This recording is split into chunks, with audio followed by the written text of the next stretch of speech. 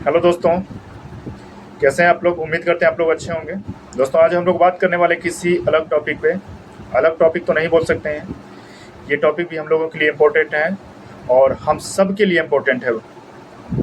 जैसा कि आप लोग को पता होगा कि दिल्ली में 1 महीने से जंतर मंतर पे सीजेपी धरने पे बैठी हुई थी और Sonam Wangchuk sir hunger strike पे थे। मैं इतना पूछना चाहता हूँ, वो क्यों थे? हंगर स्ट्राइक पे अगर सोनम वांगचुक सर थे तो क्यों थे भाई? क्या उनकी कोई अपनी जेन्युइन मांग थी? क्या उनको मतलब सरकार से ये मांग करनी थी कि भाई हमें चांद तारे तोड़ के ला दो? नहीं ना, वो हम सब के लिए वहाँ पे थे, हम बच्चों के लिए थे। समझ रहे हो ना? आज आप पढ़ रहे हैं, आज आपको लग रहा है ना कि हम पढ़ के अपना भविष्य बना लेंगे, तो वो आप बिल्कुल गलत सोच रहे हैं। मैं तो यही कहूँगा, क्योंकि सरकार आपके भविष्य के बारे में सोच ही नहीं रही है। दिल्ली पुलिस की बर्बरता आज आप देखोगे वीडियो फुटेज में। मैं तो आज नहीं था दिल्ली में यार, मैं एसएससी के प्रोटेस्ट में था लास्ट ईयर, लेकिन इस प्रोटेस्ट में मैं शामिल नहीं हो पाया।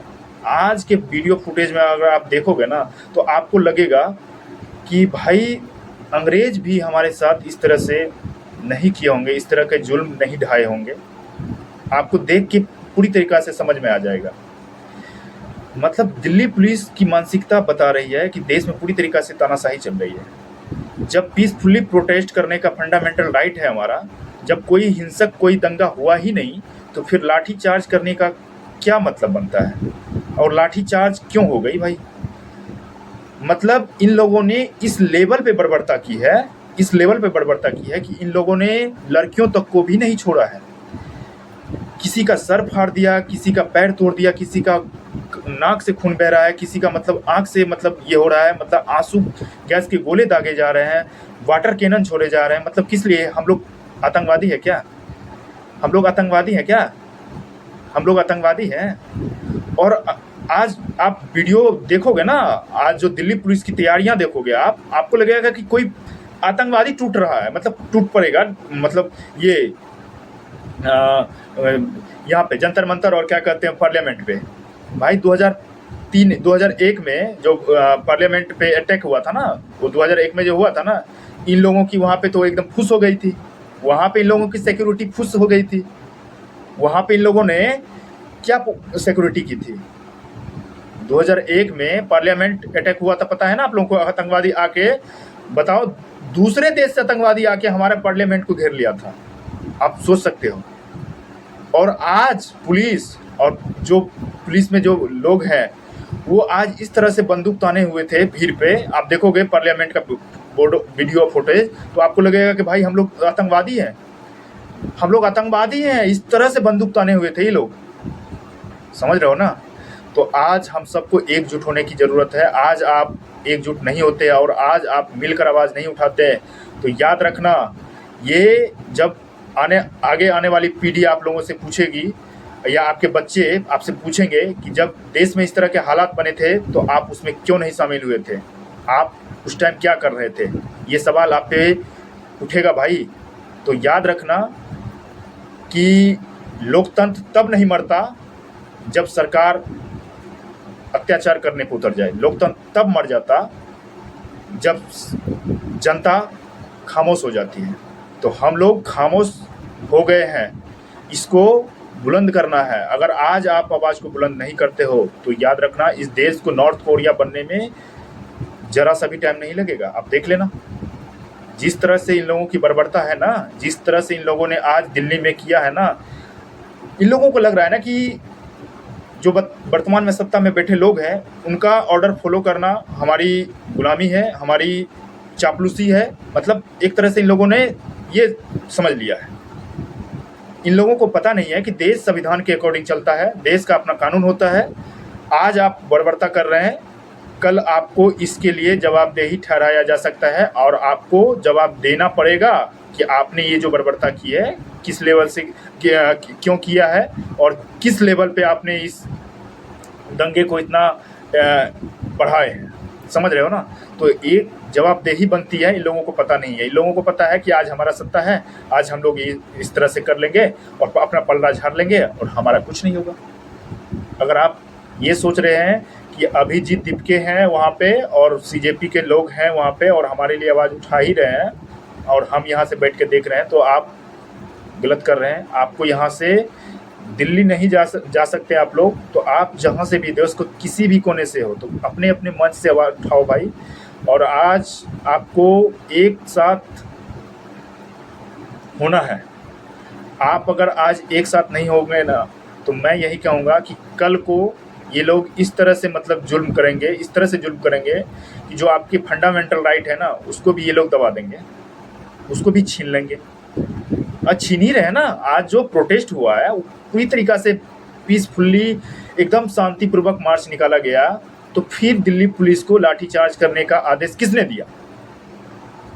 ये जवाबदेही बनेगी बाद में। इन लोगों को लग रहा है ना कि आज हम लाठी चला लिए तो मतलब कुछ नहीं होगा। इन लोगों की क्लास लगने वाली है भाई, इन लोगों की क्लास लगने वाली है। इन लोगों को पता नहीं है, इन लोगों की क्लास लगने वाली है। तो जवाबदेही इन लोगों पे बनती है, इन लोगों को जवाब देना पड़ेगा। किसी का सर भाई, लड़कियों के कपड़े नोच दिए गए, मतलब बेशर्मी देखो इन लोगों की। भाई लड़की है तो वहाँ पे आप समझ के अपना लाठी चार्ज करोगे ना।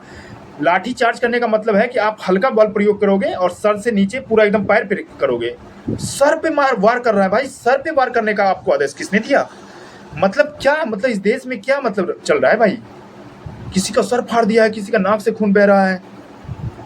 मैं यही कहूँगा कि आज आप इस तरह से देख के और आप अगर चुप बैठ रहे हैं ना, तो आप बहुत बड़ा गलती कर रहे हैं। समझ रहे हो ना भाई? तो आपको सामने आना है और आपको अपने मंच से आवाज़ उठाना है। और हम लोग पढ़ किस लिए रहे हैं? हमारी पढ़ने की सार्थकता क्या है, मैं ये पूछना चाहता हूँ।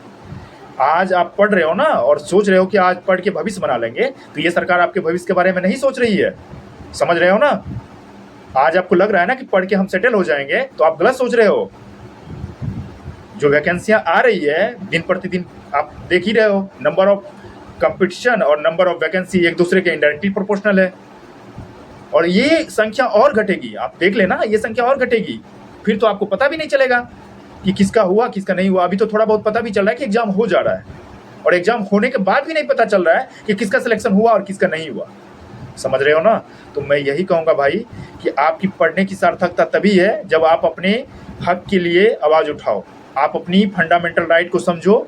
और क्यों नहीं समझोगे भाई? आप पढ़े लिखे हो, आप पढ़े लिखे हो, आप पढ़े लिखे देश के नागरिक हो, आप पढ़े लिखे हो, आप अपनी हक की लड़ाई लड़ सकते हो। ये पुलिस हमारे सुरक्षा के लिए है और ये सरकार हमारी नौकर है, ये पुलिस हमारी नौकर है। समझ रहे हो ना? आपको लग रहा है कि सरकार दबा दी तो खत्म हो गया मुद्दा, खत्म नहीं हुआ ये मुद्दा और आगे तक जाएगी। देख लेना, इन लोगों ने अभी तक कोई अपना मतलब क्या चल रहा है? इस तरह से ईगो का प्रदर्शन ये लोग कर रहे हैं कि ऐसा लग रहा है कि बात कर लेंगे तो छोटा हो जाएगा। भाई इससे पहले देश में हंगर स्ट्राइक नहीं हुए हैं क्या? मतलब इससे पहले प्रोटेस्ट नहीं हुए क्या? बिल्कुल हुए हैं, इससे पहले भी हुए हैं। इंदिरा गांधी के सरकार में हुए हैं, मनमोहन सिंह के सरकार में हुए हैं, भाई बहुत बार हुए हैं। लेकिन जो वर्तमान सरकार है ना, उनको लग रहा है कि हम काहे मतलब इन लोगों का मतलब बात सुने, इन लोगों को क्यों रिस्पॉन्ड करें। अगर आज इन लोगों को रिस्पॉन्ड कर दिए तो हमें तो हर बात का जवाब देना पड़ जाएगा इन लोगों को, हमें तो हर चीज़ के लिए मतलब इन लोगों को मतलब ये अकाउंटेबिलिटी देना पड़ जाएगा। समझ रहे हो ना? ये लोग चाहते नहीं हैं, ये लोग चाहते हैं कि आज अगर हम रिस्पॉन्ड इनको कर दिए तो हमें विपक्ष में बैठे लोग और जनता हमें कमज़ोर समझ लेगी। समझ रहे हो ना? ये सत्ता के घमंड में इस तरह से मतलब चूड़ है कि इनको सही गलत का फर्क भी नहीं दिख रहा है। भाई मैं ये कह रहा हूँ कि हम स्टूडेंट जो आज दिल्ली जंतर मंतर प्रोटेस्ट कर रहे हैं और आज जो बच्चों के साथ बर्बरता हुई है, उन लोगों की मांग क्या है? क्या वो लोग ये बोल रहे हैं कि हमें चांद तारे तोड़ के ला दो?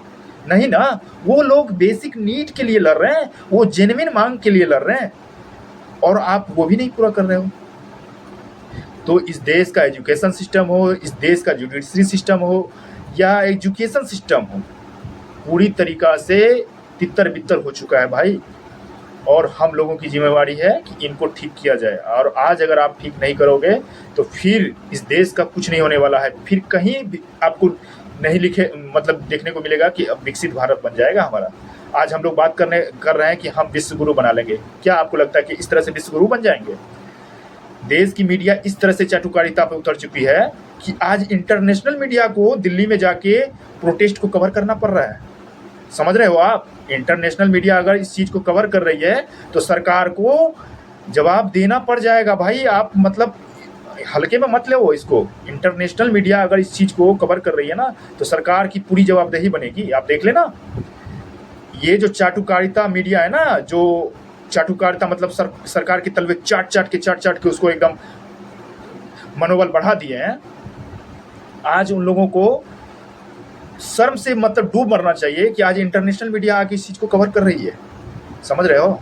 तो ये इन लोगों के लिए भाई शर्म कहाँ से? इन लोगों के पास शर्म बचा ही नहीं है, शर्म बचा ही नहीं है। ये लोग अपना जमीर बेच आए हैं।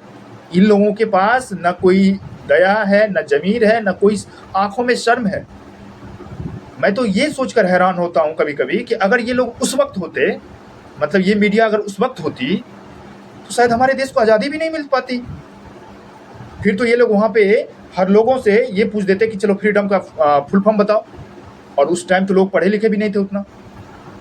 समझ रहे हो ना? तो वर्तमान सरकार जो है ना भाई, ये पूरी तरह से तानाशाही पे उतर चुकी है, और आपको ये तानाशाही नहीं चलने देना है। और आपको अपने मन से शांतिपूर्वक आवाज़ उठानी है और पीसफुली तरीक़ा से। आपका ये फंडामेंटल राइट है।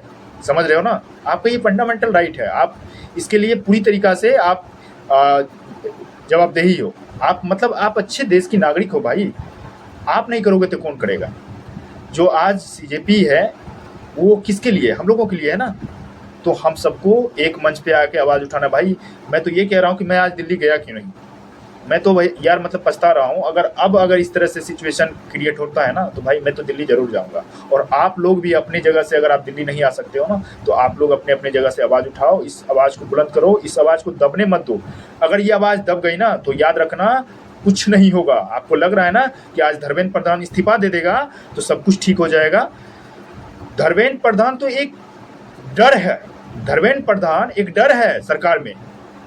समझ रहे हो ना? सरकार में एक डर है। धर्मेंद्र प्रधान का तुम इस्तीफा दो ना, पहले धर्मेंद्र प्रधान का इस्तीफा दो, फिर तो लंबी लिस्ट लगी हुई है भाई। आज धर्मेंद्र प्रधान अगर इस्तीफा दे दे तो सरकार में जितने भी मंत्री है ना सब में एक डर बैठेगा। समझ रहे हो ना? लेकिन वर्तमान सरकार ये करेगी नहीं। समझ रहे हो ना? क्यों नहीं करेगी ये भी आपको पता है। तो ये लोग पूरी तरीक़ा से अनपढ़ गंवार की तरह सरकार चलाना चाह रहे हैं। ये चाहते नहीं कि देश पढ़े लिखे। और आज जो दिल्ली पुलिस ने की है ना भाई, मैं तो यही कहूँगा कि शर्म से सरकार को डूब मरनी चाहिए। और जो प्रशासन है ना उस प्रशासन को मतलब मैं ये कहूँगा कि भाई आपके बच्चे वहाँ पे हैं, आप इस तरह से बर्बरता नहीं करिए। लड़कियों तक को भी ये लोग नहीं छोड़े हैं भाई। कपड़े नोच लिए लड़कियों के। लड़कियों के लिए तो महिला कांस्टेबल होती है ना, वहाँ पे जेंट्स मतलब इस तरह से बर्बरता, लाठी बरसा रहा है, मतलब किसी लड़की का मतलब कपड़ा नोच रहा है। मतलब भाई मतलब समझो कि सर फाड़ दिया गया। समझ रहे हो? तो इस तरह की बर्बरता चल रही है। समझ रहे हो ना भाई? तो इस आवाज़ को दबने मत दो और इस आवाज़ को बुलंद करो। समझ रहे हो ना? और अपनी जगह से जहाँ से भी हो आप अपने अपने जगह से इस आवाज़ को उठाओ भाई। आज आवाज़ अगर आप नहीं उठाते हो तो फिर सोच लो कि अंग्रेज जब आए थे ना तो इसी तरह से वो डायरेक्ट आके हम पे राज नहीं करने लग गए थे। समझ रहे हो ना? वो धीरे धीरे अपना औपनिवेशिक बनाए और पूरी तरीक़ा से मोनोपोली बना के और हम लोगों पे शासन किया। समझ रहे हो ना? तो इस तरह से अगर सरकार की मनोबल बढ़ जाएगा तो हम लोग फिर से एक बार गुलाम हो जाएंगे। समझ रहे हो ना? हम लोगों ने आज़ादी तो नहीं देखी, लेकिन आज की जो सिस्टम है ना, आज का जो करप्शन मतलब इस लेवल पे है, देख के लग रहा है कि भाई ब्रिटिश भारत कुछ ऐसा ही रहा होगा। खैर भाई, आप लोग जहाँ से भी आवाज़ उठाओ इसको, ठीक है? वीडियो बहुत लंबा हो गया तो चलो ठीक है, वीडियो को आप ज़्यादा से ज़्यादा शेयर करना और इस आवाज़ को बुलंद करो। और जहाँ से भी हो इस आवाज़ को दबने मत दो भाई, ठीक है ना? ठीक है, तो चलो ठीक है, वीडियो बहुत लंबा हो गया, यहीं पे ख़त्म करते हैं वीडियो को, ठीक है? मिलते हैं नेक्स्ट वीडियो में, तब तक के लिए जय हिंद।